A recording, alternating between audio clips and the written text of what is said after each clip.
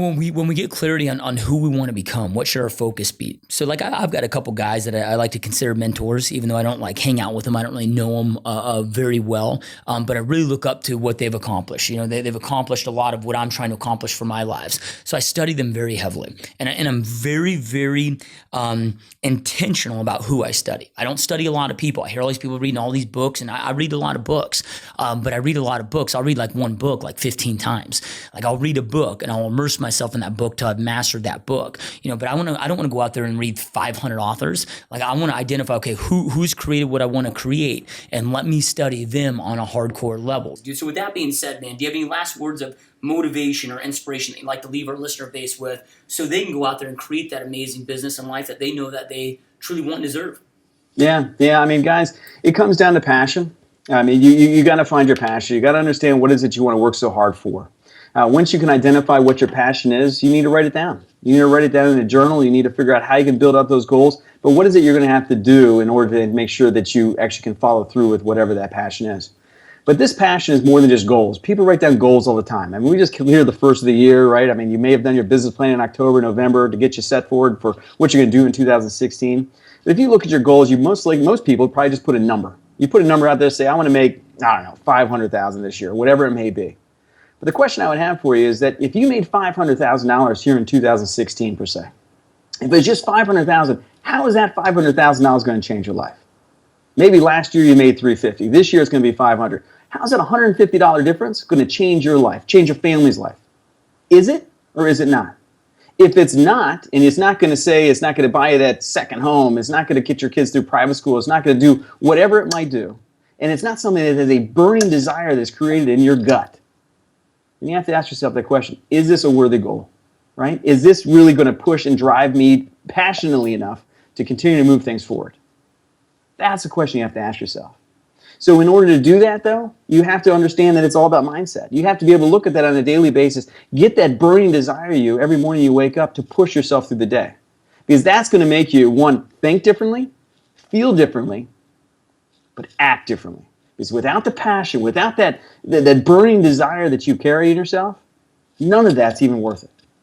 But the fun part about this, Josh, is as we continue to progress through our lives, we're always going to be progressing at a different level. Now, am I the same person that started my first year in real estate in 2002 as just a kid that couldn't hold down a girlfriend, was hustling, 16 hours a day, living in his parents' house, driving my dad's old Cadillac, showing houses? No, I'm not the same guy. Because every transition I made in my life, Josh, I had to become somebody different. I learned a long time ago that most people are working against the natural progression of life. Most people can make a ton of excuses in their life to say why it is they don't have what they want to have. Most people can say, well, I want to be that guy that makes $100,000 or $500,000, but I can't do that because I don't drive the right car. I don't live in the right area. I don't have the right team.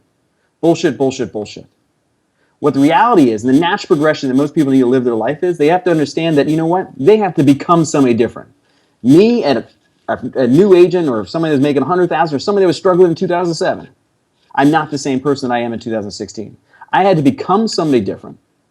I had to figure out what is it those people do on an annual, quarterly, monthly, weekly, daily basis. I had to do what they do in order to have what it is I wanted to have, right? So understanding that, but that's a lot of self-reflection. That's all mindset, right? So you got to get yourself in the right mindset. You got to journal. To me, I'm a big journaler. When somebody first told me about journaling, I'm like, I don't know, that seems hokey. I'm not buying into that crap. But when it started working, I'm not going to argue it anymore. No. So you got to get yourself right in the mindset, but it's all about passion. And if you're not passionate about the direction you're going in, what are you doing? You're wasting your time. That in of itself is complacency. Yep. So what do you do personally to goal set, dude? Because, we find that good is the worst enemy to greatness. Yeah. So it's so easy to get in this good enough. I mean, you're a dude right now that you're banking a bunch of cash. You're having massive success, more than most people are able to do in a 30, 40-year career. Mm-hmm. Like you could probably start coasting right now and be pretty good for the rest of your life. Like what keeps you just fired up, leveling up and ensuring that you're growing? Oh, my family, my kids, that's huge. Look, money comes, money goes. Hopefully more comes than goes, right? But for me, I think that every day waking up and making sure that this day would be a better day than was yesterday, As far as setting up goals, every day before I go to sleep, I set certain goals for that particular day. That's very important to me. set certain tasks for that day. I usually schedule 3 or 4 projects for that particular week that I need to, complete, that I need to accomplish, right? The major goals, I set them in the beginning of the year. In fact, we had a goal session with my team in the beginning, actually at the end of the year of December, where we just list all of our personal, professional, financial goals. And I have it plastered on my wall, and I have it in my phone. Every day when I wake up, I go through those goals. It's huge for me. Making sure that I'm still, accomplishing what I set to accomplish in the beginning of the year. Yep. Yep. Love it, dude. So do you have, because you're a dude, you got great energy, you're in good shape, man. So not as good as your shape, about man. that, Come on, dude. Do you have a daily routine that you follow that kind of puts you in the right state? Yeah, I usually wake up like at around 5 o'clock in the morning. 5:15 in the morning. I'm up. I'll do a workout. I started doing P90X 3, which is like a 30-minute thing. At one point, I think 3-4 years ago, I lost like 40 pounds doing P90X. So that was 60 minutes. This time around it's 30, which is great. I spend 10-15 minutes just going through affirmations, just going through all the things that, made me successful, made me blessed. Every day is a blessing.